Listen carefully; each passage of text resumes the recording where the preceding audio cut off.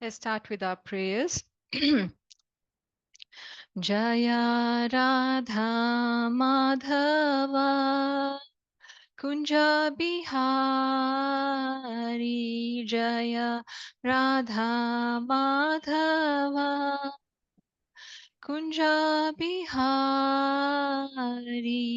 Jaya Gopi Janavallabha Jaya Girivaradhari Jaya Girivaradhari Yashodhanandana Brajana Ranjana Yashodhanandana Brajana Ranjana Yamuna Tira Vanachari Yamuna Tira Vanachari Jaya Radha Madhava Kunja Bihari Jaya Radha Madhava Radha Madhava Radhe Jaya Jagannatha Jaya Baladeva Subhadra Mai Jaya Sudarshana Jaya Gauranitai Jaya Gauranitai Gauranitai Jaya Gauranitai Jaya Prabhupada Prabhupada Prabhupada Jaya Jaya Prabhupada. Does anyone want to try the prayers?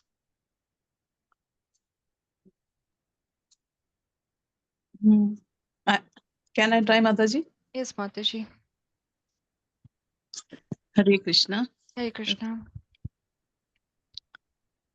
Om Ajnanatimirandasya Jnananjanasalakya Chakshur Unmilitam Yena Tasmai Shri Gurave Namaha Shri Chaitanya Manobhishtam Stapitam Yena Bhutale Swayam Rupa Kada Mahyam Tadati Swapadantikam Namo Om Vishnu Padaya Krishna Presthaya Bhutale Srimate Bhakti Vedanta Swamin iti namine Namaste Saraswate Deve Gaura Vani Pracharine Nirvishesha Shunyavadi Paschatya Desha Tarine Vandeham Shri Guru Shri Yuta Pada Kamalam Shri Gurun Vaishnavamcha Shri Rupam Sagrajatam Sahagana Raghunathanvitam Tam Sajivam Sadvaitam Savadhutam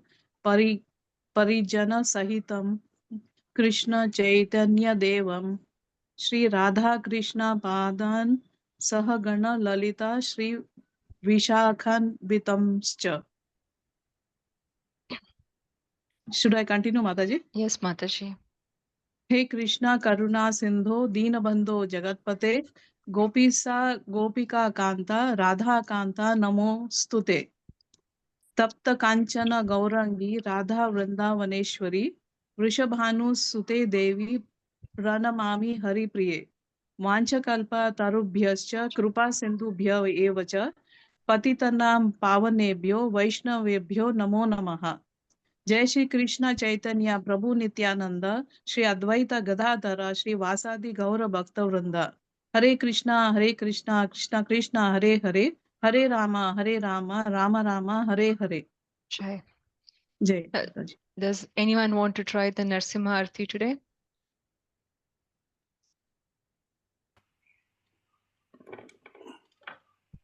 Hare Krishna Anybody? Mataji.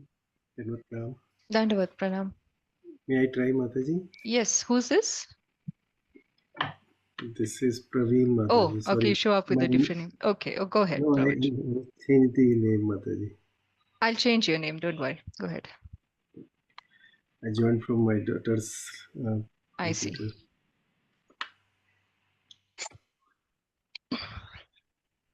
Hare Krishna everyone. Mataji, I have slightly different tone which I... Go ahead. Yes, go ahead. Namaste Narasimhaya Namaste Narasimhaya Prahlad Lad Daine Hiranyakashi Purvakshaha Shilatanka Nakhalaye Ito Narsimha Parito Narsimha Yatto Yatto Yami Tato Narsimha Bahir Narsimha Hirdaye Narsimha Narsimhadim Sharanam Prapade Tav Kar Kamal Vare Nakham Adbhut Shringa Kalita Hiranyakashapu Tanu Bhringa Keshav Dhreta Narhari Rupa Jai Jagdish Hare Jai Jagdish Hare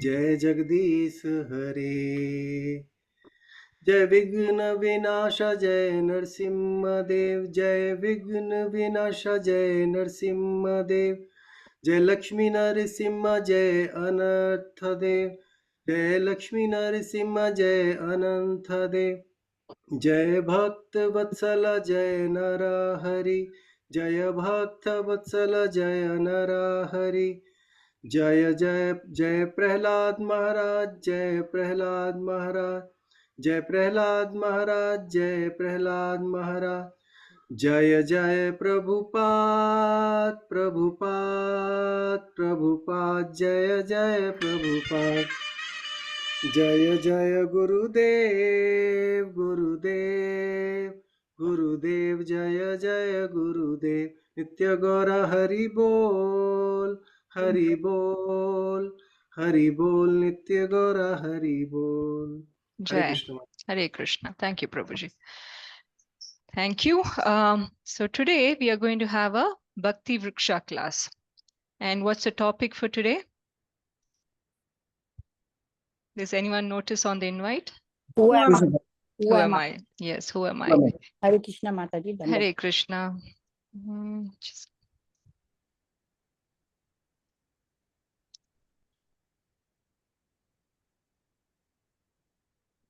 Hmm. is Vidya Mataji yes on the call? Yes, Mataji, I'm here. Okay. Jai. Give me a second. Let me share my screen.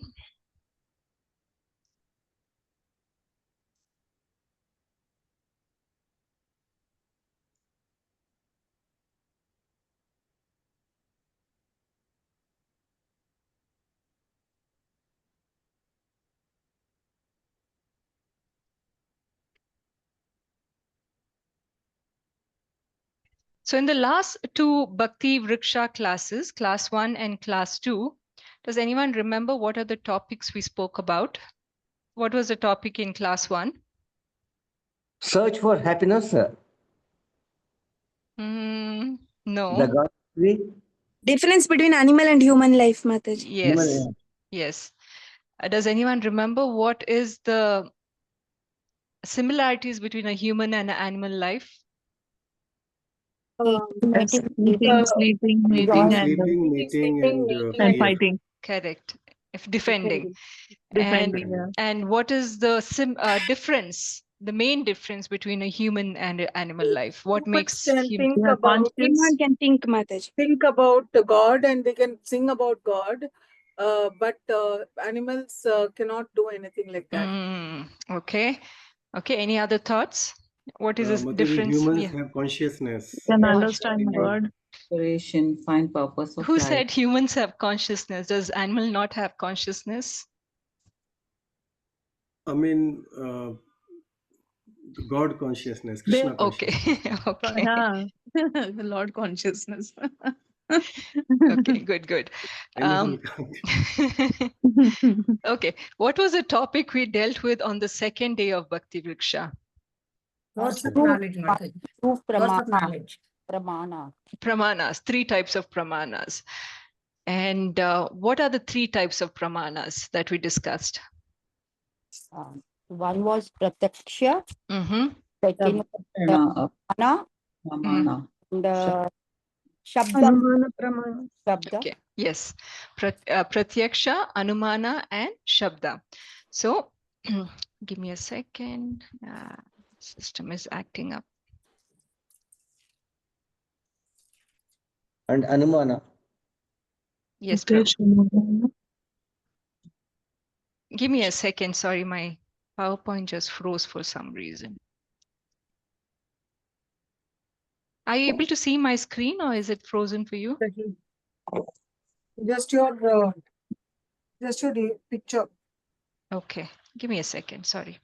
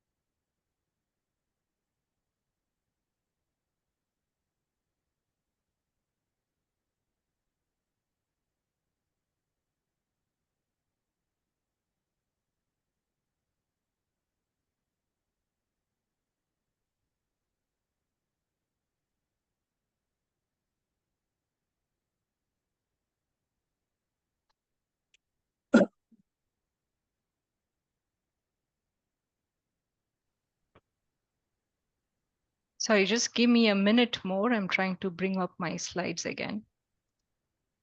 Do you want any help in sharing the slide? No, my system just froze. I had to restart. Just give me a second. Okay, Mataji.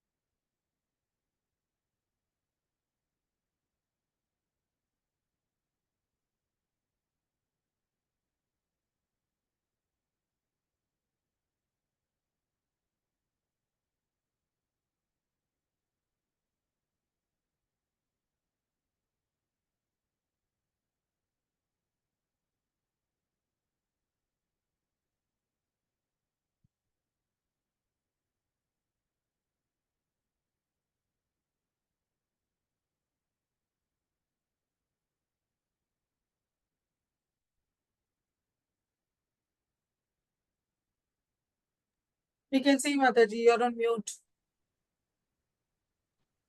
Okay, so thank you. Okay, so 2 classes. So the topics we discussed, you're absolutely right.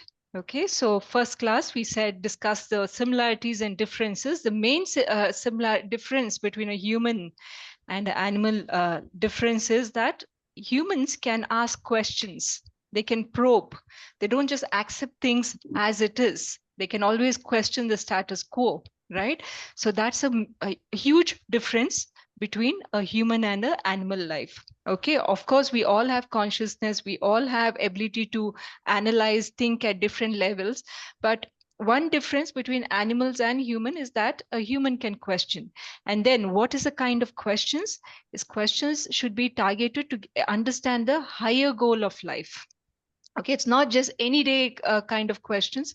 What are the higher goals of life? To understand, to ask questions related to self-realization, right? And when you're asking questions and you're getting certain answers, how to validate those answers? There are 3 ways to validate answers or get proof of what is true or not, not right. The 3 kind of proof, as you mentioned, is pratyaksha, anumana, and shabda. Now, pratyaksha anumana, it depends on our senses, right? Your eyes, nose, mouth, ears, and skin. So you, as long as you can touch and feel and see and hear something, you will believe that it is true. That is pratyaksha anumana. But we all also discussed that with pratyaksha anumana, since there's a lot of dependence on the senses of the body, in that case, then we also need to know that our senses are imperfect, right? There are 4 kinds of defects with our senses. It's imperfect.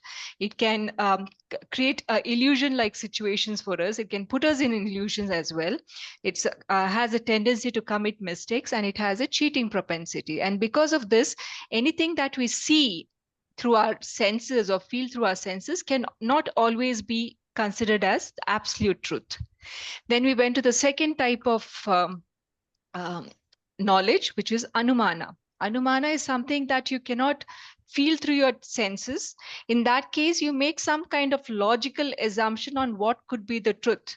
A good example of this is the Darwin's theory or the Big Bang theory, where people said that this must have been the reason how the Earth came into, all the solar system was set up, or this is how maybe the human evolution happened. But the drawback of these anumana knowledge is that there's a lot of theories and hypotheses. Okay, and this theories and hypothesis is true till something new comes up, right? So till a new fact is revealed, only then this anumana then cannot be completely relied upon. So it's not the absolute truth. It's hypothesis or logic made on details we already have. So it's not always the complete truth. Then comes the third kind of source of knowledge, shabda. Now, Shabda is, like we discussed, is the most superior of the 3 kinds of knowledge. Now, Shabda is called superior. Why? Because it's coming from our Guru Parampara. Shabda is what we hear from our teachers. It's coming, what we hear from the teachers and coming from the mouth of a teacher. And this teacher would have heard it from his guru, or his guru would have heard from his guru. So there's a sequence here, right? So we have a sequence on how this knowledge is getting established. So this way, Shabda is also considered as the most accurate form of truth because it's coming from our Vedas, Shrutis and Smritis, right? And time and again, Shrutis and Smritis have given us abundant proof that what we see in Shrutis and Smritis are truth, because even in Kali Yuga alone, we have proof of how Chanakya Pandit will come into being at certain time in Kali Yuga. And then there is proof of how Chaitanya Mahaprabhu will come appear at a certain time in Kali Yuga, which has already happened. And there's details of how a child from conception to the first 9 months, how they go through different stages. And this was established in the Srimad Bhagavatam even before the whole scanning and sonography of the womb and all those was there in existence. So acharyas had established this kind of truth long time ago. And this is just Kali Yuga. There are many other kind of details like this. And even before Kali Yuga was present, Our Shastras told us what kind of life a person will live in Kali Yuga, what are the characteristics of Kali Yuga, what are the qualities of people living in Kali Yuga. And that is the life we are living today, right? So that is one reason where, because it's going with facts, and it's by fact, we can also see that, whatever is mentioned in our Shastras is anyway coming out to be truth. So we can have faith in this Shastra. It's not blind faith. Right. Another reason to believe Shrutis and Smritis and Shastras is because Vedas are Paurushaya. It's not written by a person. It is written by the Lord himself. Right. It's not written by an ordinary person. It's written by the Lord himself. So in that case, since it's coming from the Lord himself, then that is the absolute truth. There's no question. Right. And also accepting Vedas is based on reasonable faith, because as we said, it's coming from past evidence of how things have come out to be true, or anything mentioned in the Vedas. And another analogy that we mentioned in the previous Bhakti Vriksha is how anything coming from Shrutis and Smritis these are like a mother, Shrutis and Smriti. Just like a mother can confidently tell his son that this is your father, and then there's no questions to be asked further on who's the father, because the mother has said it. Then we can put full confidence and say, yes, this is the father. There's no further requirement for further investigation, right? So similarly, anything coming in our Shastras, we can go with full faith that this is the absolute truth. So anything that you come see in the Shastras. And another thing why we have to believe is that something that appears in Shastra is not something we can validate with Pratyaksha or Anumana any which way, right? We don't have that kind of sense or knowledge to validate what is showing in the Shastra, but we can put faith in the Guru Parampara, that someone in the Guru Parampara has experienced this truth and hence has documented it. And the same truth has come down to us in this manner. Right. So Shrutis and Smritis are our mother, and anything she says, we trust it in that sense. So this was a summary of the last two Bhakti Vriksha classes. Now the topic that we are dealing with today is who am I? Okay, of course, the obvious question, if you ask who am I, is I'm Jayanthi, I'm such and so much years old. This is my family. This is how long I have worked here. We'll give a grand introduction to self, but this is not a material question of who am I. So the spiritual question is who am I? Okay, has anyone asked this question to themselves? Who am I? If not for, I'm Jayalakshmi Mataji, or I'm, Nirajakshi Mataji. Who am I? Have you asked this question to yourself? Yes, Mataji. Okay. Yes, mother. And Yes. who have you asked this question to? Heart. Heart. Centering in the heart and then asking. Okay. So you asked yourself, in other words. Yes. Okay. Mataji, I've asked why am I here? Why am I here? But never who am I? Who am I? Okay. Only when I read it in Bhagavad Gita that I started understanding, yes, this is Yes. Mataji, I came to know about it from after Raman Maharishi, when I first saw, some of his videos. So that time I came to know that about this question. We had to ask, who am I, and know that. But I never asked myself, but that's how I came to know. Now, let's put this question to ourselves, right? Who am I? And how do you want to answer this question? I'm a soul, Mataji. You're the soul. Okay. How do you know you're the soul? Because I've already heard Bhagavad Gita classes. Okay. Any This other body answers? is impermanent. This body is impermanent, and the soul lives on. Okay. Okay. Any other variation to that answer? Everyone agrees that they are the soul? Mataji, I still don't know who am I. I'm still struggling. Okay. Okay. We are here to get that answer, Mataji. So good. You're part of this session. So hopefully I'll ask you the same question at the end of the class. Who am I? And let's see what's your answer. Okay. So good. The right person, of course, to ask this question is your guru, acharyas, and they will give you a version of answer that you can trust. I want to play a video. Give me a second.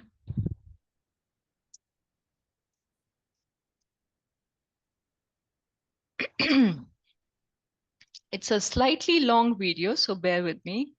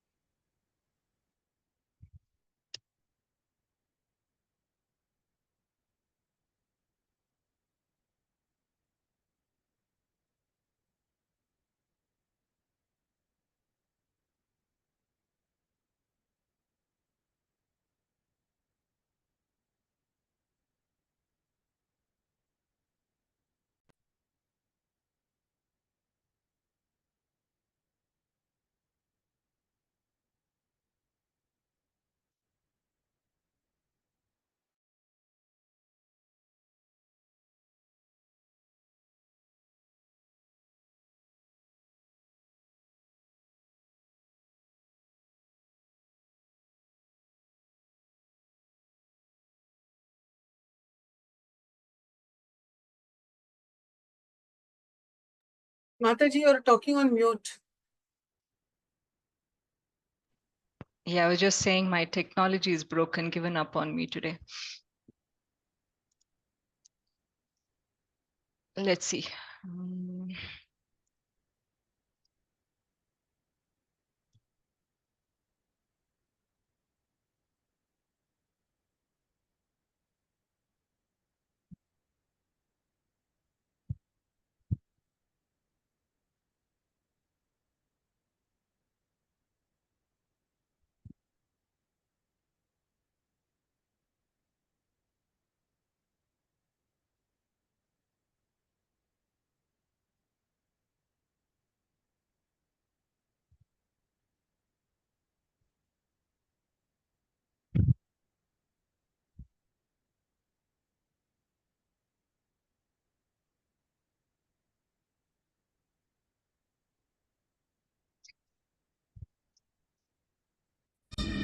It was about 2 weeks after his second birthday. Cooked dinner, gave him his bath, took him to bed, and that was that until about 3 in the morning, and then I just heard screaming. This was blood-curdling screaming, like someone was killing him. He was saying, "Airplane crash on fire, little man can't get out." And that's what he was repeating over and over. "Airplane crash on fire, little man can't get out." I had to respond. So I started to ask him some questions. What happened to your plane? It got shot. Well, who shot your plane? The Japanese. Well, how do you know it was the Japanese? And I think he said that night, the big red sun. Where could that come from? How could he articulate something that specific? So I kept going. I said, well, where did your plane come from? And he said, a boat. Did your boat have a name? And he said, yes, Natoma. Here was this history of USS Natoma Bay, CVE 62. The ship supported the Battle of Iwo Jima. It was, what can you say? It was a complete mystery. Where could he have gotten that information? How could he say something like that? I had a hard time believing it. The next day I talked to my mom. I told her that, this is what's going on with James. These are some of the things that he's saying. And my mom said something that made me stop dead in my tracks. My mom said, maybe he's experiencing a past life. My comment was bull. This is not happening in this house. I don't believe in that stuff. I said, and if that's what you're thinking, then I'm going to prove you all wrong. I remember one time where James was talking about his airplane. And Bruce had asked him, do you remember what kind of plane you flew? And he said it was a Corsair. The Corsair was fast. Agility was very good. I went to the internet, started to do some research, found out that there was no Corsair that flew off in Natoma Bay. And since there was no Corsair on Natoma Bay, all these memories, to be polite, it was just baloney. One day, James and I, we were talking. I said, I know you have those nightmares all the time. Who's the little man? Do you remember what your name was? And he said, James. I said, do you remember what your last name was? And he said, mm-mm. When I talked to Bruce, he was just like, he'll eventually get over whatever it is. I found a list of men that had been killed serving on World War II aircraft carriers. I went through the list and found the names of 18. Startling and almost scary. There was one guy killed during the Battle of Iwo Jima, and his name is James M. Houston, Jr. I remember Bruce on the phone reading this to me, and he said James M. Houston Jr. was the only pilot from the Natoma Bay who had been killed in the battle for Iwo Jima. I know it. It's him. As soon as Bruce found the name James Houston, I really wanted a photo of him. I wanted to know what he looked like. It took me probably 6 weeks of research before I was able to find someone in his family. Ann Barron is the older sister of James Houston. Oh gosh, when she answered the telephone, I was really kind of nervous about it. You can't say, my 2-year-old is, a reincarnated person from somebody in their family. Someone who's 80 years old is just gonna hang up on you. So I said we were just researching the World War II aircraft carrier called Natoma. She was just the sweetest old lady. So I said, you know, we would love to have photos. Is there any way you could send me some pictures of your brother? And she said, sure, I'd be happy to do that. Believe me, I was checking the mail. I mean, every day I was waiting for the mailman to come. And I got the package, ripped it open, and then as I'm flipping through these pictures Anne sent me, I was like, oh my God. So I called Bruce on the phone, he's at work. I'm like, you've got to come home. And all of a sudden, there's a picture of James M. Houston Jr. standing in front of a Corsair. It was huge. James M. Houston Jr., before he was assigned to Natoma Bay, was in a Navy squadron that flew Corsairs. Shortly after Andrea found James M. Houston Jr.'s sister, Ann Barron, we had the opportunity to visit with her. We felt it was important, and we felt something important would happen. For me, I had this thing in my head, well, maybe this will close the loop. By this point, we had told Anne the truth. So she knew about James's history. I remember he was instantly very comfortable with her. He didn't have any problem just, you know, going up, putting his arm around her. He was gentle with her, and he called her Annie. I asked her about that, and she did say that Jimmy always called her Annie. He was almost thankful to be next to her. She said that you know, the information was really shocking and surprising, but that she believed.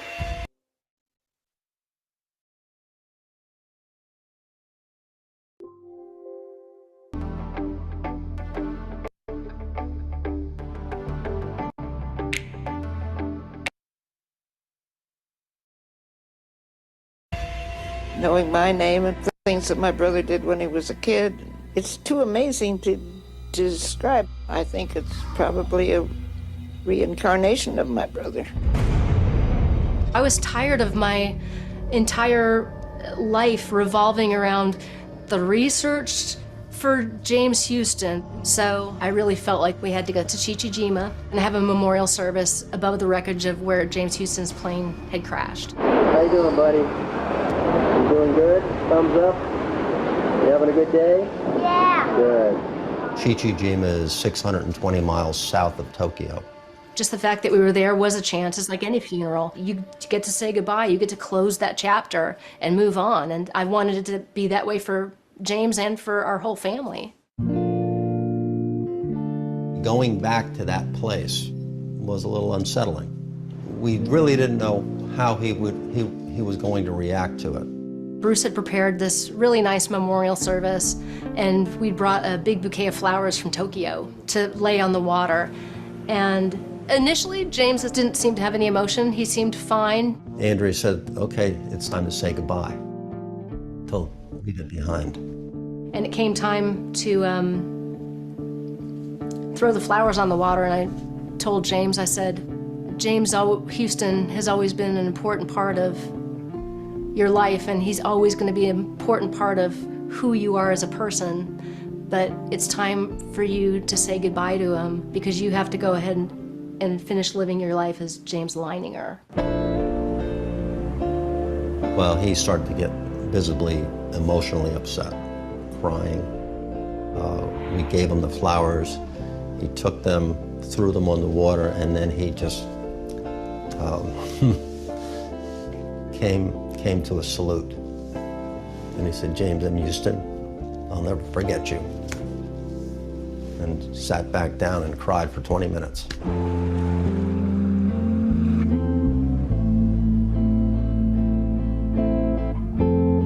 Saying goodbye to James Houston, I felt unfathomable sadness. The first half of my life was with him. I think he was interpreting it exactly the way I intended him to. I think he understood that James M. Houston died, but that wasn't him. He was able to make that distinction. I can't operate normally with those memories in my mind haunting me daily. I had to let go.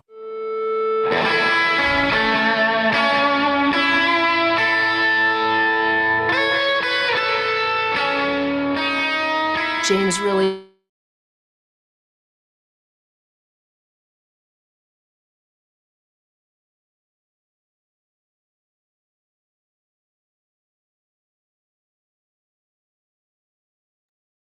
Because you're on mute.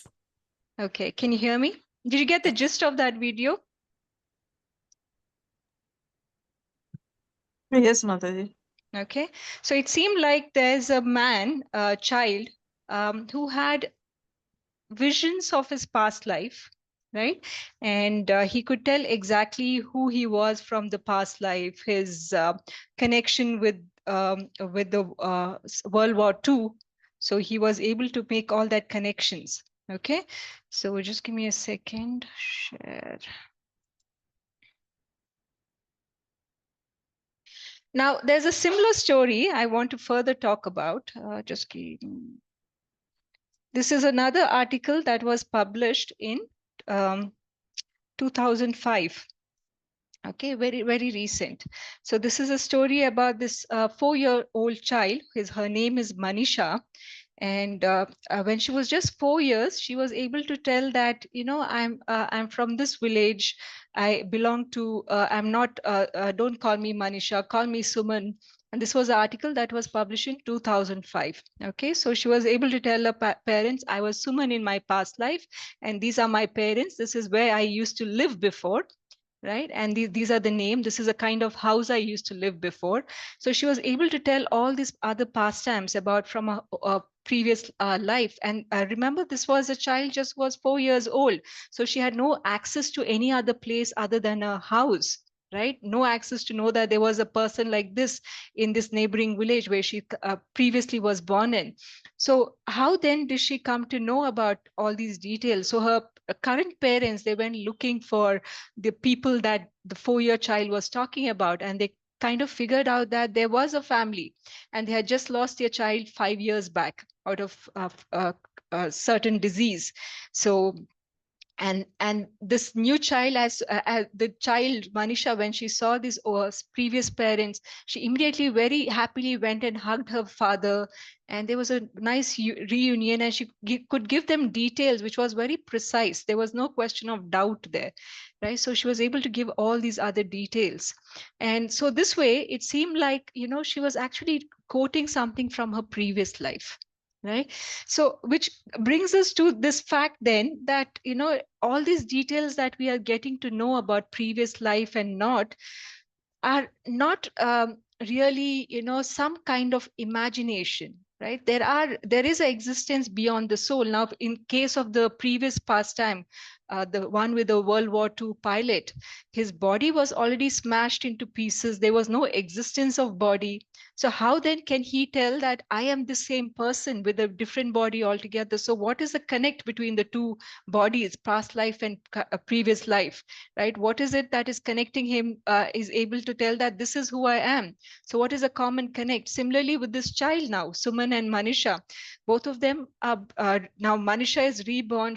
What is the, then we can draw a sense of abstract connection that there is something connecting the different life, which we can say at certain now these days even scientists to a certain extent believe that there is some existence that connects the life. And since our shastras call it as soul, we'll go with that sense of soul. That soul is the one that is connecting us, which is connecting all the lives together.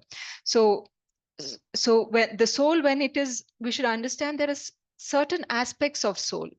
Now when the soul, when it is connected to a material body, okay, when it's still in a material body, there's soul, there's a subtle body. Subtle body is your intelligence, mind, intelligence, and ego.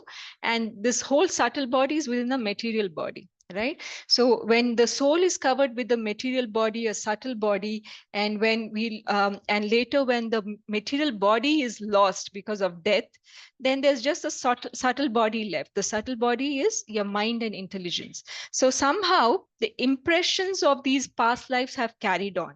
Right now, it's not true that every time somebody passes in a certain way, the impressions carry on. But sometimes it does happen. It's like your secret private folder. Think of it in a computer. Sometimes we get access to it. right? So this is what happens in very small percentage of people who go through birth and life again, but huge part of it don't go through that memory of the past life regression. That doesn't happen. So a small percentage actually go through this remembering the impressions of past life. And these days, because people want proof that there is for everything, and this then becomes that pratyaksha pramana for them to say that soul exists, because they want to see and feel everything. So this becomes like their pratyaksha pramana, that somebody actually is able to tell them accurately, and that this happened to me, that happened to, and that becomes for them a source of confirmation that yes, soul exists. But what exactly is this soul then, right? Now, many people further going on the point of proof of soul. So far, we have spoken of pratyaksha pramana of soul, that are past life instances. Then there are some other people who go through near-death experience or out-of-body experience. In the current, let's think of person who's gone through a very bad accident, is in a state of almost near-death state. There have been instances where they have said they have had a out-of-body experience. That means to say their subtle body, which is attached to their, has this moment where it's able to extend itself from its body. So this can also happen, right? It's not that your subtle body, of course, it's there within your heart region, but it's also possible that the subtle body can extend outside your heart, right? Like sometimes in dream situations, when we have a dream, sometimes you feel that you're not here, you're not on the bed, but you're roaming somewhere, and that dream feels almost very true. That could be an extension of your subtle body extending beyond your body. Of course, not all dreams are your subtle body extending beyond your body, but if you have such dreams which are so vivid that you feel that this almost looks true, it could be that your subtle body could extend outside your body. Actually, this subtle body extending outside your material body is one of the vidyas that Krishna and Balrama was taught by Sandipani Muni as well, right? So he taught them exactly, while the subtle body is within the body, how to also extend the subtle body outside. So the subtle body can see everything, including Krishna and Balram. It could see where exactly everything that's happening outside the body. This is called as a out of body experience. So such out of body experience might happen involuntarily to people who have gone through near death situation. Okay, they have been through a major death-like situation, and they can tell exactly, though they are unconscious, they are able to tell that such a thing happened to me. This thing happened to me in the hospital. This doctor came and they did this to me. So they are able to narrate everything which happened in their unconscious state. That's because the subtle body has extended beyond their body, and they're able to see things out of that. So again, this is another proof for people who are seeking proof on how soul exists. And there's a very renowned psychiatrist called Ian Stevenson, who has done research on 2,000 or more of such cases where such events have been documented. So there's a lot of study happening on this topic as well. So this kind of proof is especially brought in this conversation to make clear that there is something going on beyond this body, right? So this narrative of what happens to the body, or what happens to things, how are we able to remember things beyond the body, this is something that we'll try to understand further in this class. Now think of a car, right? Does a car move without a driver? Can you switch on the engine, and if there's no driver, will the car move from one point to the other? Of course, today we have a lot of innovation, but even then we need an operator, right, to move the car. Similarly, who is the driver within the body then? Even our body, it's like a machine, right? So who is the driver within the body? It's the soul. Okay, so without the soul, there's no moving of our material body. Okay, so like in the car, if there's a driver, then the car moves. Then similarly in our body, then only if there's a soul, then our hands move, our blood gets pumped into our heart. right? And our legs, and we are able to eat things. So only if the soul is there, then there's consciousness in the body, correct? So this consciousness is also proof that there's a soul within everybody. So if the driver leaves the car, then what happens? The car won't leave. Similarly, if the soul leaves the body, then there is no life in this body, right? These are concepts we have kind of discussed in the previous class as well. So similarly, when we think of a person who has left his body, right, we say generally that this person has left the body, right? So question then is, who has left the body? The body is right there. We can see the body. So who has left the body, right? The answer is the soul has left the body. Similarly, when we refer to some things that you own, let's say I own this water bottle. I say, this is my water bottle. This is my phone. This is my pen, right? Any object around us, when you want to put a ownership on it, this is mine. This is my book. This is my phone. This is my laptop. Now, similarly, when we are referring to our body, we say it's my body. But if only the owner can say it's mine, then why am I saying it's mine? Because somebody else is the owner of this body. It's the soul, right? The soul can say, this is my body. So even when we are referring to ourselves as my body, we are actually recognizing that there is someone superior within my body who owns my body, right? And the soul is that owner of the body. So this way, we can understand that without the soul, there is no existence of the body. So the next time somebody is asking this question, who am I? Right? Don't just say, of course, in the material sense, we need to introduce ourselves as I am Vidya, I'm Anita, I'm Ganesh, right? But think this is also something to be personally aware of, right? My existence is not limited to this material body. There's more to this body other than what you see externally, right? So this identification that we have beyond the sense of our body is what we need to be aware of as devotees of Krishna. Okay, so that is what we are trying to be knowledgeable about. So we should not put so much focus on our body that the soul becomes unrecognizable, or we stopped denouncing and saying that the soul is not important. The importance has to be given more to the soul than to our body. So that is the crux of this topic that we are going to discuss today. Okay, so of course, any knowledge that we have should come with the appropriate pramana, right? We'll not simply accept anything so far. So what is the highest form of pramana? It's the Shabda pramana, right? So anything that anything that we've heard from last class, we heard that, Sabda Pramana is the highest form of evidence for any truth that we hear. So let's understand how Krishna is giving this evidence, because all Pramanas, all Vedas are coming from Krishna. So what does he say on the soul? On chapter 2 of verse 13 of Bhagavad Gita, he says, Dehinosmin yata dehe kaumaram yavanam jara tata dehantara praptim dhiras tatrana muhyati. Can someone please read the meaning? Can I, Mataji? Yes, go ahead. As the embodied soul continuously passes in this body from boyhood to youth to old age, the soul similarly passes into another body at death.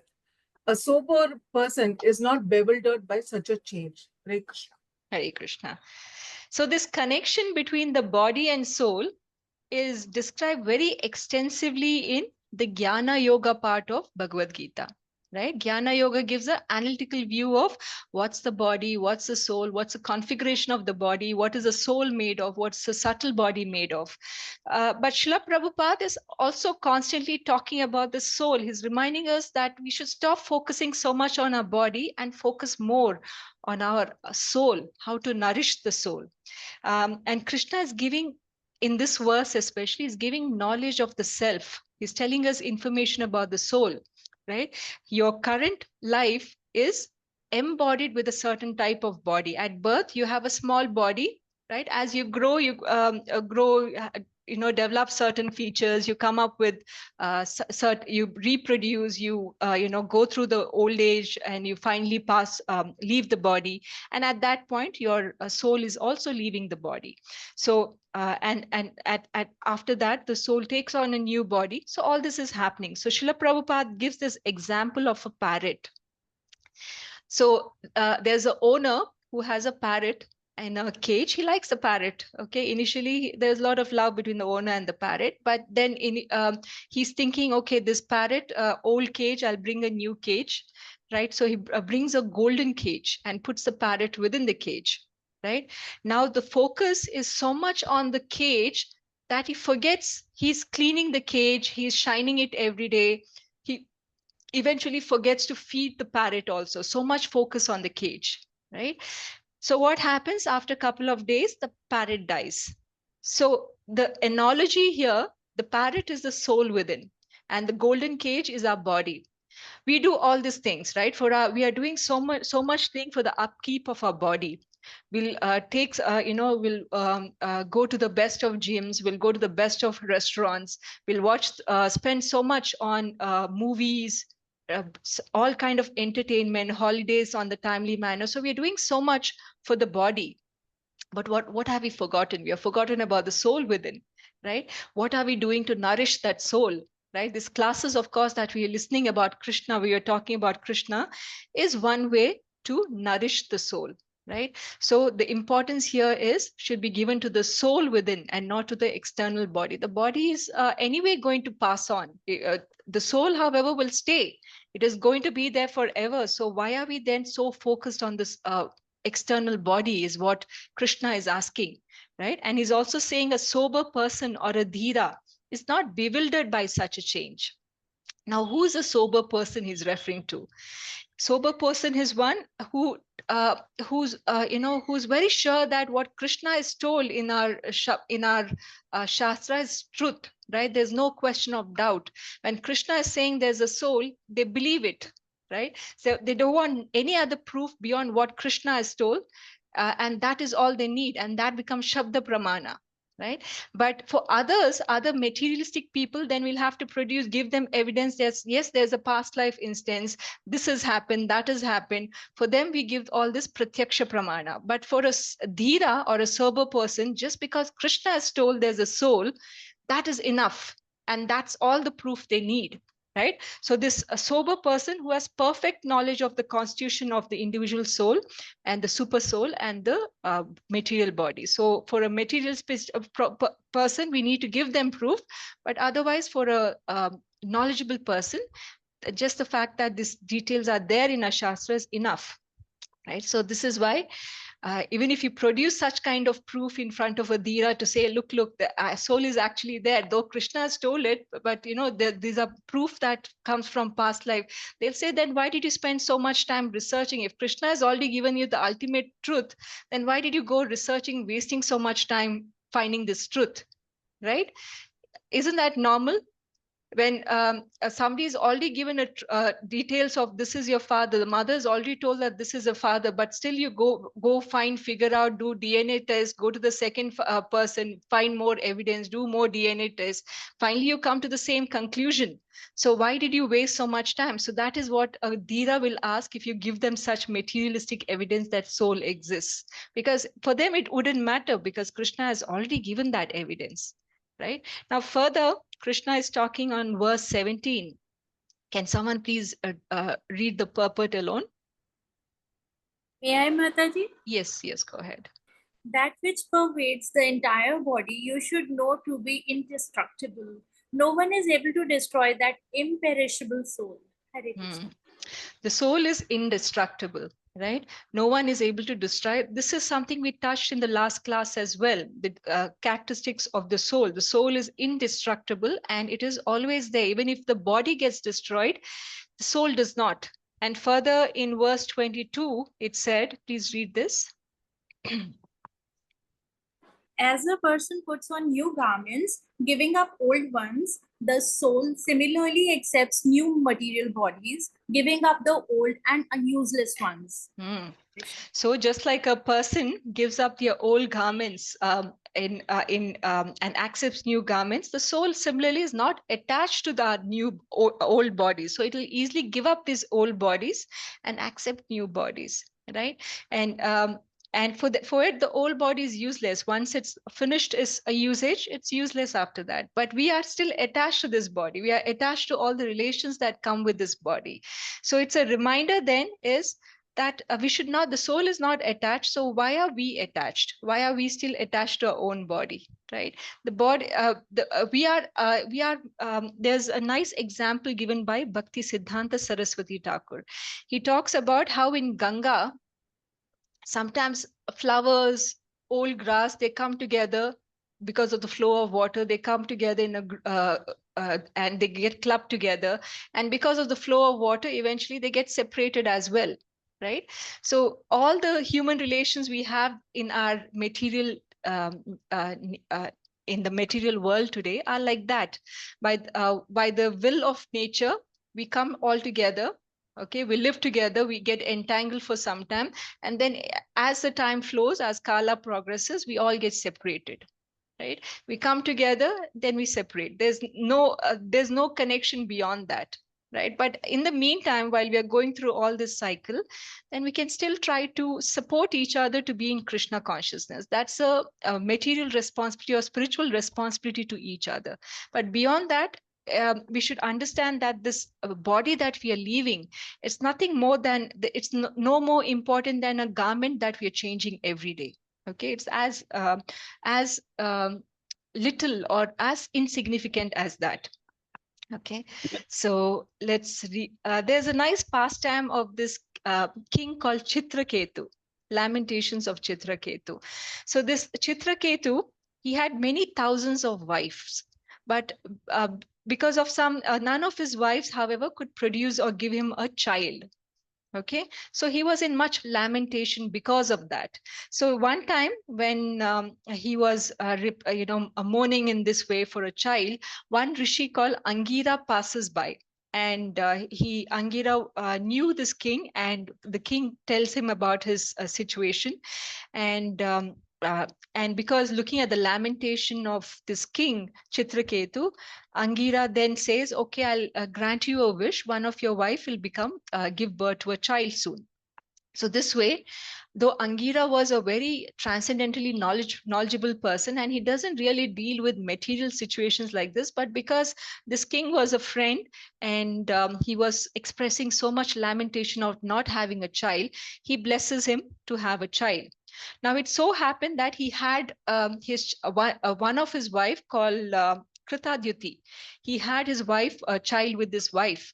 Now, this made the other co-wives very jealous. So the day the child was born, they administered some poison into the newborn baby and killed the child. Right? Now, this as soon as the child was born, the king was very happy, filled with a lot of joy. And now that the child is left the body, he's again in a ocean of sadness. So you can see that one child which gave him so much joy instantly gave him so much sadness as well. Now again, he's sitting next to the dead body of his child, he's lamenting again, right? And his wife Kritadyuti also is lamenting with him. And this is when Angira and Narada Muni comes in there. They try to console the king. Angira is telling him, I knew that, when you ask for the boon of a child, I could very simply give you higher gifts like transcendental knowledge. But because you are so insistent on a child, I blessed you with a child. But look at this. Now, because though you have your material boon fulfilled, you're still in so much lamentation. Right? So the king said, he's trying to preach the king that give up all your attachment to your material body or material relations, and think of higher knowledge. Don't get stuck with all this relations that is keeping you down, or stopping you from getting attached to higher knowledge. With that, Narada Muni, who was also there, he pulled out a miracle. He called the soul of the dead child. And the soul, it said that as soon as the soul entered the room, the child, the body which was dead of the child, started to move, right? And the room was filled with a kind of brightness, like a Brahma Jyoti.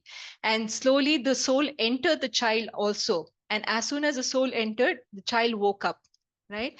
And Narada Muni said, okay, you had a Akala Mrityu. Now you have an option to go back to your previous life. You have some time left to live the life. You can take care of your parents. You can rule for whatever time you're left. You can live a normal life. So look at your parents. You're lamenting so much because of your death. Now, as soon as the child heard this, the child did not speak like a small baby or a toddler who was just born. He spoke like a person or a soul who had transcendental knowledge. He said, who are these people? I had so many parents from so many billions of lifetimes. I have been born like an animal before. I've born as a plant.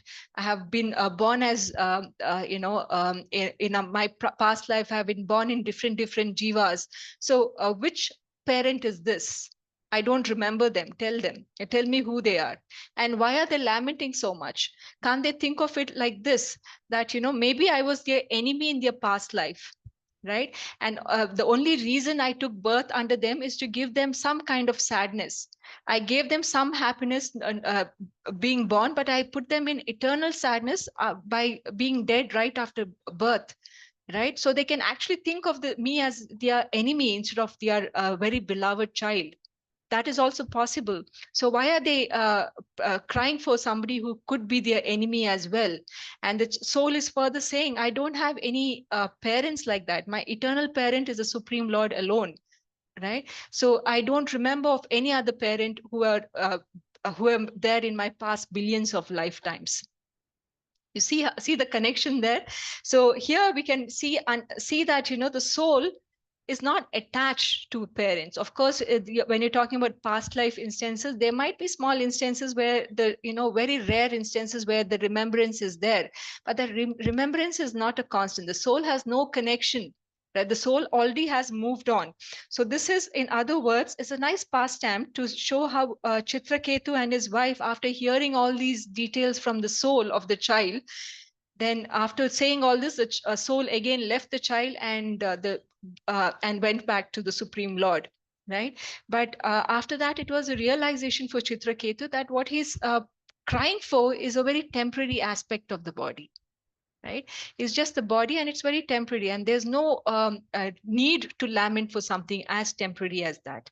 So as explained in this in Bhagavad Gita as well, if it's not by any father or mother that a living being comes into existence, the true entity, the true identity is of that of the soul. It's not the body. So the mother and father is not responsible for the birth of the child. The child comes into existence because of our past experiences, past desires, all of this. So this is a nice way to remember that our existence is that of a soul. And of course, we've learned this in the last few classes. The soul size is 10,000 parts, tip of the hair divided by 10,000 parts. That's the size of the soul. And further, we discuss how the soul cannot be cut into pieces, burned into by fire, moistened by water, withered by wind, and it's unbreakable, insoluble, and cannot be burned or dried. So these are all the characteristics of the soul. Okay. Further, can someone read the translation here, 8 and 9?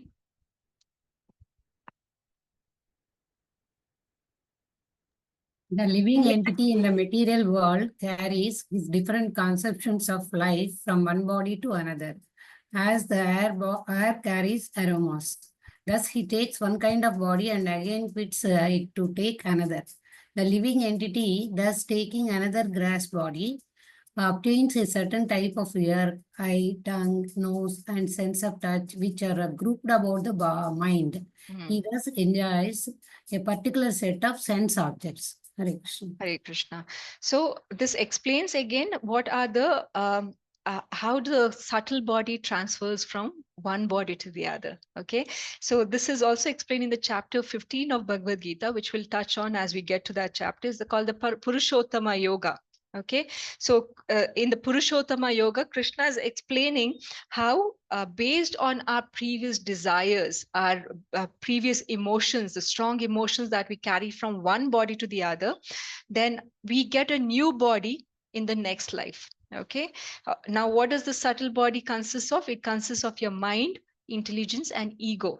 Okay, so it does not mean that, if you're very angry with a certain person in your previous life, you'll remember exactly who that person is, and then you'll go back and take revenge with that same person. It does not mean that. It means that you'll carry impression of that anger within your mind. Okay, that I need to retaliate.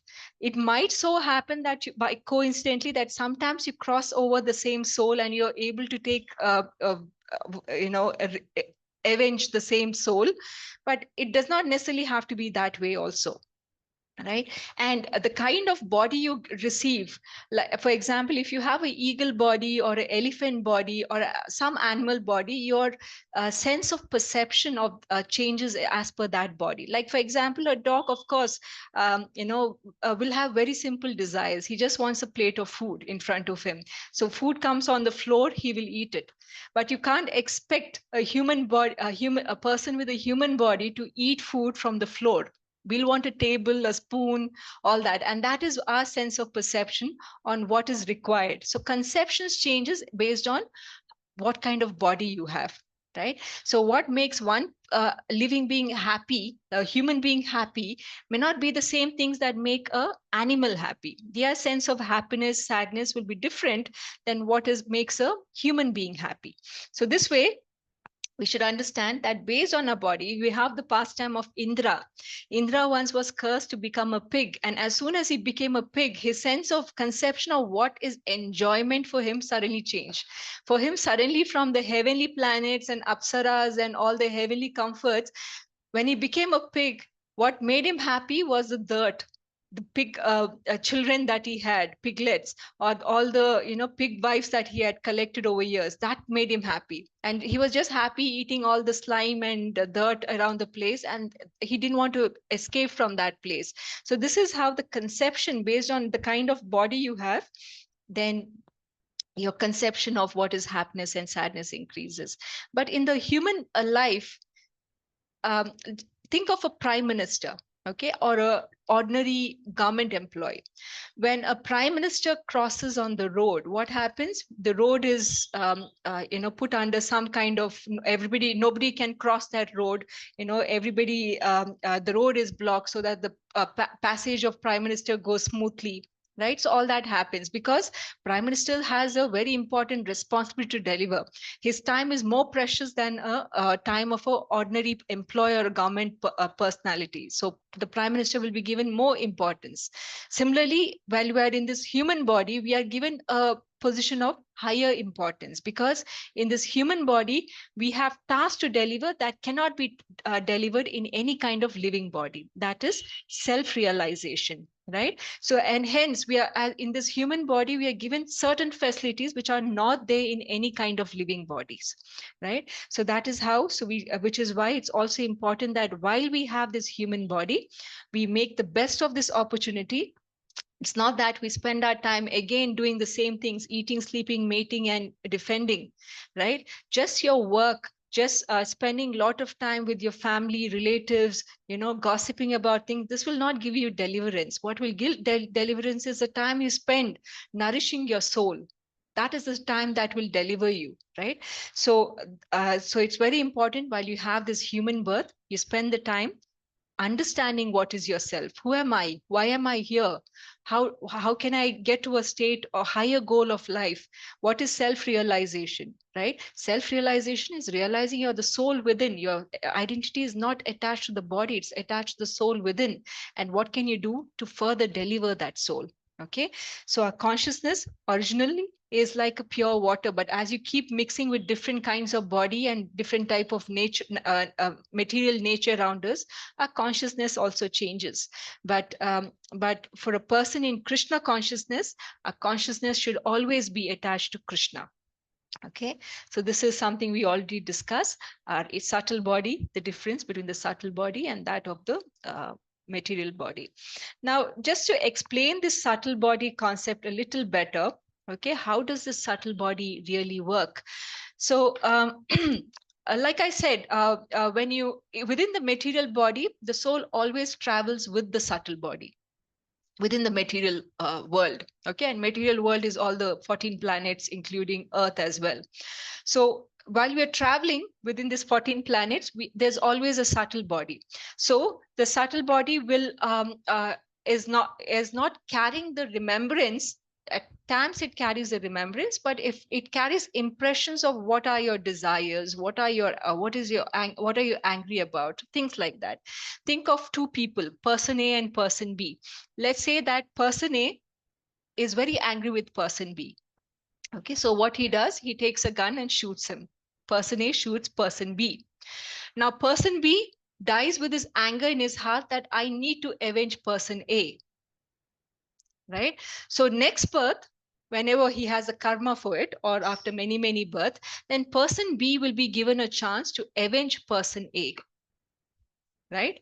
They might be in a different body at that point, but still the soul can take revenge. So, the cycle of life and death goes on. So now after person B again kills person A, then person A will also be given a chance to kill person B. So the cycle of, as long as you carry this anger within you that, I have to avenge someone who's hurt me, then the cycle of life and death keeps going on. But let's say person A shot a saintly person who does not, the saintly person who's shot by person A does not carry this anger that I need to avenge this person. Right. So next birth, when the saintly person he's no longer carrying that, anger that I need to retaliate, but person A has still committed a sin. So he needs to get reaction for that. So there will be a person C who has a karma to kill another person. So a third person, person C, will be given an opportunity to retaliate what the person A has done. Does that make sense? Right? So reactions will come. It may come from the person you reacted to, or it might come from another person who has the karma to retaliate for your action. Right? The karma science is a little too complicated, but I'm giving a very, childlike example on how to understand.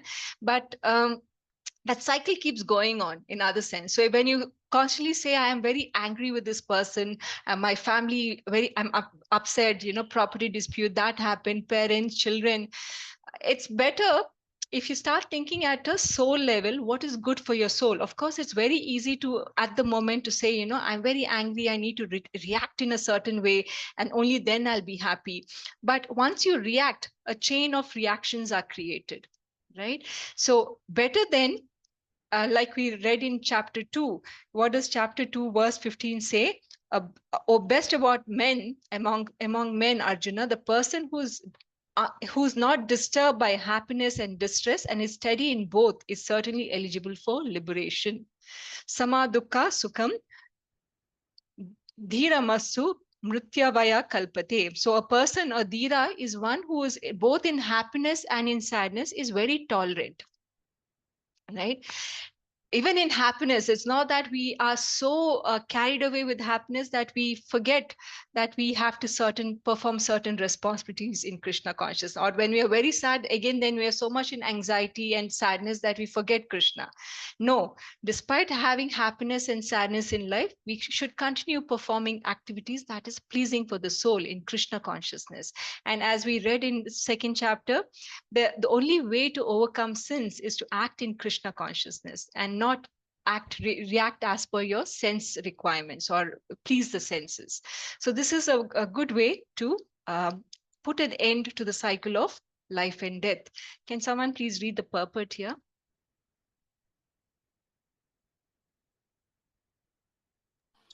The living entity is eternal and imperishable because he actually has no beginning and no end.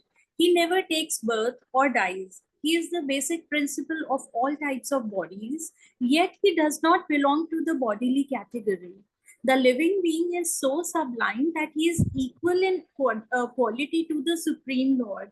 Nonetheless, because he is extremely small, He's prone to be illusioned by the external energy, and thus he creates various bodies for himself according to his different desires. Hare Krishna. Hare Krishna. So this pretty much summarizes how the soul reacts with the subtle body and creates new material bodies for us in the next life. So with that, Nectar of the Holy Name. Can someone please read this?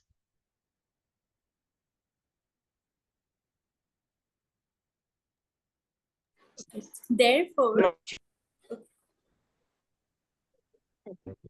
anybody reading or shall I read? Go ahead, Mataji. Therefore, why is it important to chant? Therefore, Chaitanya Mahaprabhu, not only Chaitanya Mahaprabhu, but also the Vedic literature says, Hare Nama, Hare Nama, Hare Namaiva Kaivalam, Kalau Naste, Eva Naste, Eva Naste, Eva Gatir Anyahata Kalau. Means in this age, Naste Eva, Naste Eva, Naste Eva. 3 times Naste Eva means certainly, and Nasti means not.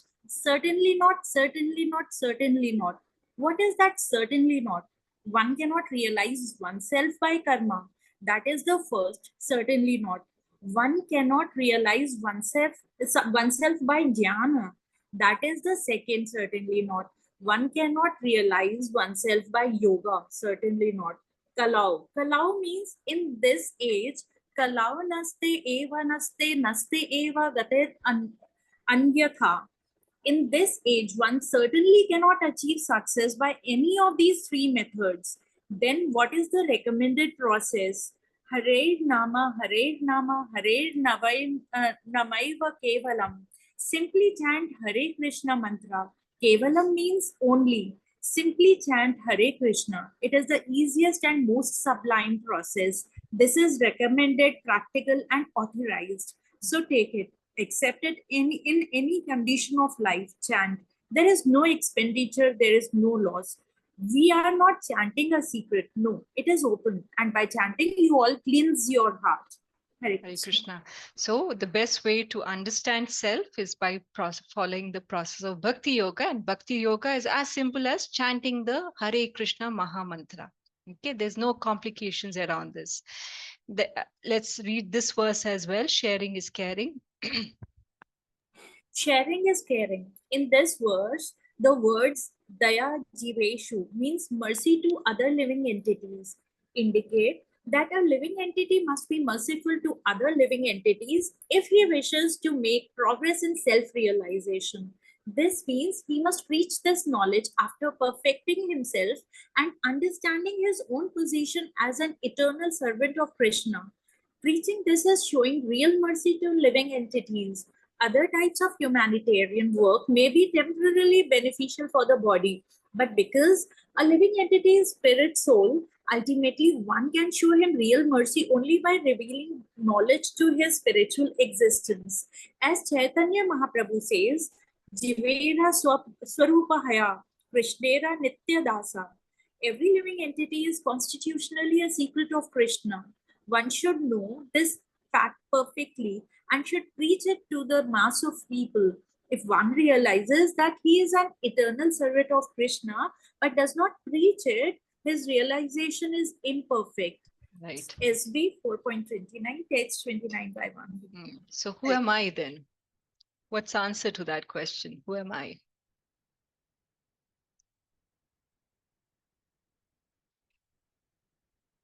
We are the soul, of course, but we are also the eternal servant of Krishna. Servant of Krishna. Right.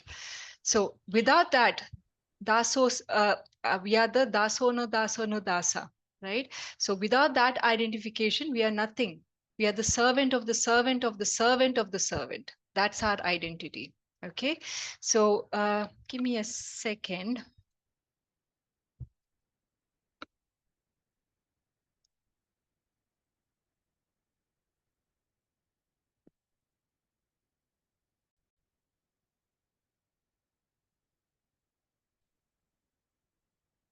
Soulfulness begins by knowing who we are, by knowing who it is who is mindful, by knowing who it is who is the seer, who's the hearer, who is conscious of all things and all beings around it, and in the way that the sun illuminates the universe with light, who illuminates the entire body with consciousness?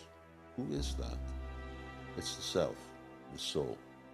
And soulfulness begins by this awareness that we, the soul, are different from both the body and the mind, and that we're different from all the activities of the body and the mind, whether it's past, present, or future. Just meditate on the sky. It's all pervading, and yet it doesn't mix with anything. Similarly, a person in soulfulness, although seated within the body, does not identify with it or its actions. A soulful person is aware that these external instruments are at work, and yet he or she does nothing at all. In this way, the soulful person is never entangled, but remains always aloof. Now let me close by giving a practical meditation on how to cultivate soulfulness. Think of yourself as the driver and your body as a machine, an automobile.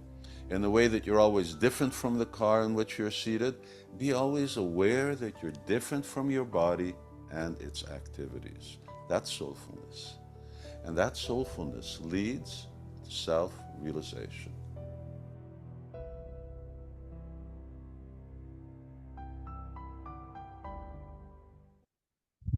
So with that, I'll leave you with your thought. We have read about this Panditaha Samadarshinaha.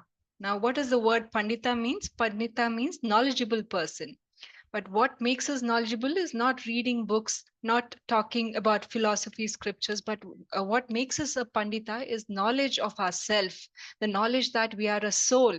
When we're looking at every jiva as a soul, and we are identifying them as a soul, whether it's a cow, a tiger, or a pandita, or a dog, or a dog eater, whichever the jiva is, when you're able to identify this person as a soul, extension of Krishna, then we become a pandita, right? So this is how our true identity then is that of the servant of the Lord and as part of his spirit soul.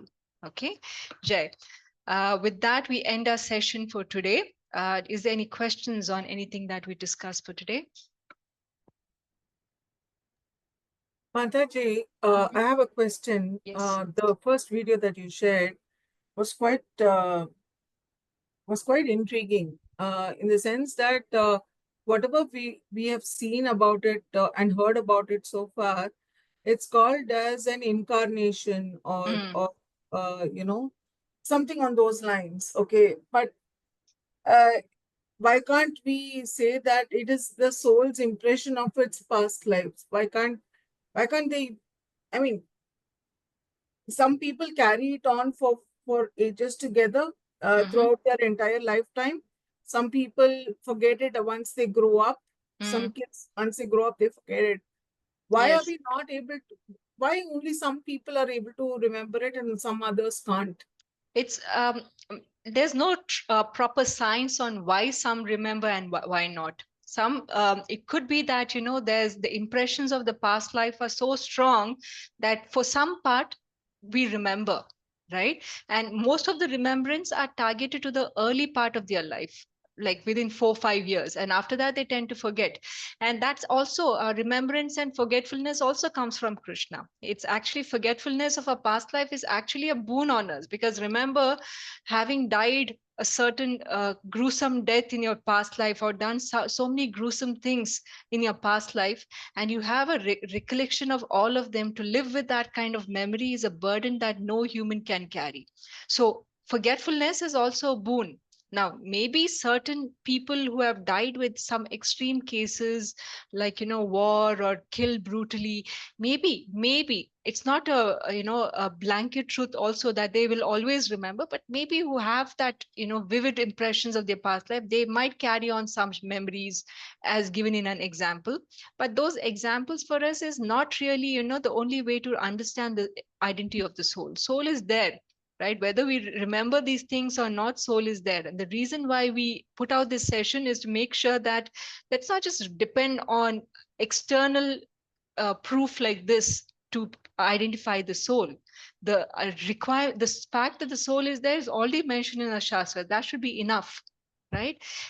Then whether and how, why you remember certain things, that is all details of the whole process. Why they remember their karma, right? Their karma would be entangled with so many other things, and maybe their karma is such that they are put through the karma of remembering their past life, their gruesome past. Even living that is pretty bitter, right? Now, if you look at some religions like Christianity or Islam, Abrahamic religion, or Judaism, they don't believe in rebirth, right? They say that once you take birth, then whatever happens, you go through hell and heaven forever. That's the permanent situation. So for them, they are not able to explain then how is, why is a child born with certain issues at birth, right? If everything is starting from a clean slate, everybody is starting from a clean slate, then everyone should be have a very normal life. But we see in everyday life some child is born with certain disabilities. So why then is this child born with certain sufferings and other child is born in a very rich family? It makes them, it feels like the God is very vengeful person. He just randomly selects some people to suffer, some to so they're not really able to explain why certain bad things happen to a newborn child, right? But as Hindus who understand karma, the cycle of soul, we are able to explain that science, because whatever reactions we are born with in this life is a cumulative reactions to everything that we have lived in the previous lives, right? So why do they remember? It's another science altogether. We'll not even get into that, because it is their karma to remember their past life. But yeah, if they do remember, then it's for a very short time, then they'll quickly forget it as they grow, right? So that's Thank how God it I is. don't remember. My psychiatrist will go crazy. Thank you. They're already going crazy enough. Hare Krishna Mataji. Hare Krishna. Our daily life also, sometimes there are some incidents, Mataji, that it has happened to me. It feels like, oh, I've gone through this incident. Why it is happening again? Is it something to do with the past life, Mataji? Or could be your face, you feel, oh, this person somewhere. I remember that person. Is this something to relate to? It could be, Mataji. It could be a past life deja vu, as we call it. So it could be something with, something that happened unconsciously. You didn't notice previously. Now you're noticing it, and then you're feeling, oh, has this happened to me before? Or have I seen this person? So it's quite possible, but we never know, because we don't carry the impression of past life for that long also. But your subtle mind, your intelligence can carry that intelligence. But even then, for the soul to recognize another soul and react certain way, that is quite possible, right? It's not external for sure. It's not based on the appearance. It's the soul recognizing another soul. Preeti Mataji, are you talking about deja vu experiences? Something like that only, Mataji, because I have gone through it. Like, once I had gone to some place, and that place was very, very familiar to me. And, I told my husband, see, if you go from here to the right, then there's a shop over there, small shop, and there's a man who's selling tea. And there was a tea shop. And incidentally, when we went there was a right turn and there was a tea shop. But I had never been to that place before. So, I mean, something like that. And one incident, what happened again was, I was speaking to, we were traveling, and some people were talking to us, and we were discussing upon this thing, science, Mataji. And he said something, and I related. I said, yes, I've heard this thing before, and I heard it like this only.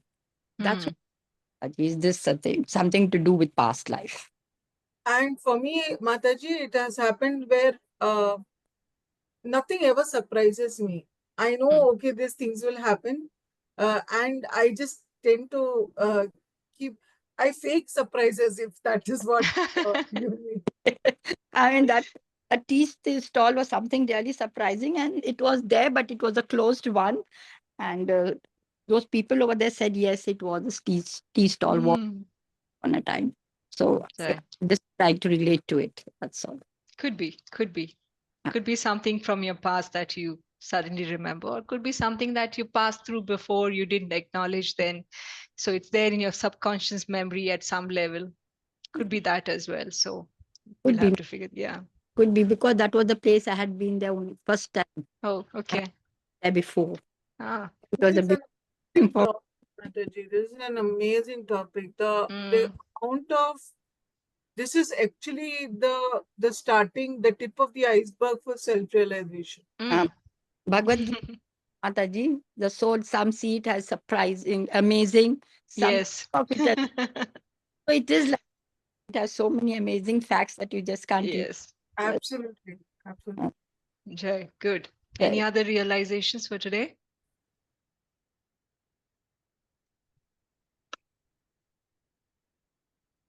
All good. So yes, all sure that our identity, true identity, is that of a soul now. Ganesh Prabhu is smiling. He's very sure. Okay, great. Vancha kalpataribhyascha kripa sindhubhya eva cha patitanam bhavanebhyo vaishnebhyo namo namaha. I'm sorry about the technical glitches today on the call. Something with my system, it's getting old for sure. Hare Krishna Mataji, Dandavat Pranam. Thank you. Dandavat Pranam. Thank you, Mataji. Thank you. Hare Krishna Hare Mataji. Krishna Hare Krishna Mataji. Mataji. Thank you, sir. Hare Krishna Mataji, Dandavat Pranam. Dandavat Hare Pranam. Krishna Mataji, Dandavat Pranam. Dandavat Pranam. Thank you, Mataji. Krishna Mataji, Dandavat Pranam for a very interesting class. Hare Krishna.